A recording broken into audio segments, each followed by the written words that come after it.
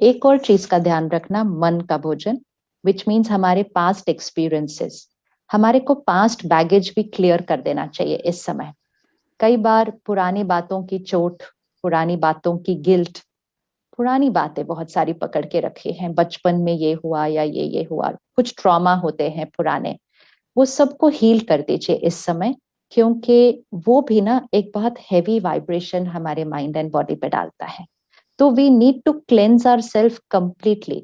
तो कोविड से related negative तो नहीं, लेकिन पुरानी बातें नेगेटिव भी जो है, कुछ भी यहाँ पर अपने आप को काउंसिल कीजिए, समझाइए, उस पर मेडिटेट कीजिए और उसको रिलीज कीजिए, और उसको रिलीज कीजिए। और सारा दिन की कॉन्वर्सेशंस में भी हम कोविड के बारे में तो नहीं बात कर रहे, लेकिन बाकी कॉन्वर्सेशंस भी सकारात्मक रहनी चाहिए। मतलब किसी की निंदा हो रही है और ऐसे ही किसी के बारे, वो भी अभी तो बिल्कुल नहीं। तो इसलिए कोविड एक्चुअली समय है जो संस्कार परिवर्तन कर सकता है, संस्कार परिवर्तन कर सकता है, मन और शरीर की हीलिंग कर सकता है। एंड सोशल मीडिया पर ध्यान रखिए, हमें बहुत सारी चीजें दिखाई दे रही हैं जिसमें हमारे पास बहुत स्ट्रॉन्ग ओपिनियंस हैं। इनको ऐसा नहीं करना चाहिए था, इसको ऐसा नहीं करना चाहिए था, इस लीडर को ऐसा नहीं करना चाहिए था, इस एडमिनिस्ट्रेटर को ऐसा नहीं करना चाहिए था, इन डॉक्टर्स को ऐसा नहीं। We have a lot of opinions. And घर बैठ के ओपिनियन रखना काफी इजी भी होता है, क्योंकि हम उस सिचुएशन में है ही नहीं।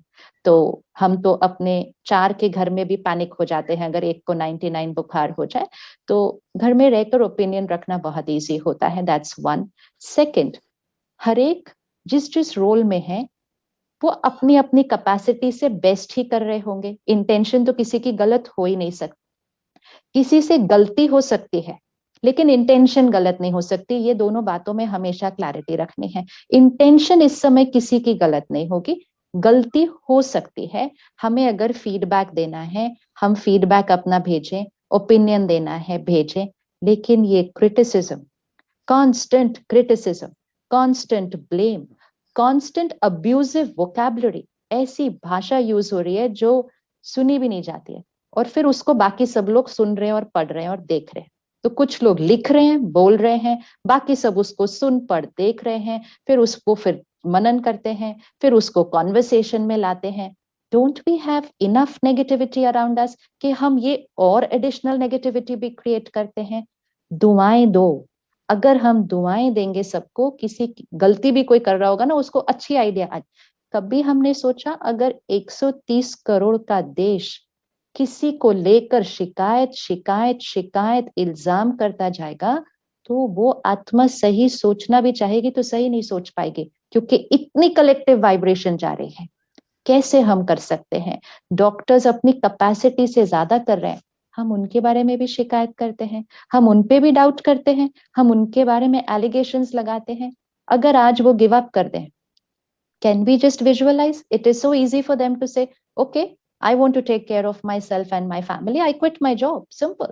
एक जॉब ही तो क्विट करनी है और तो कुछ करना नहीं उनको। They can also do that। तब हम क्या करेंगे?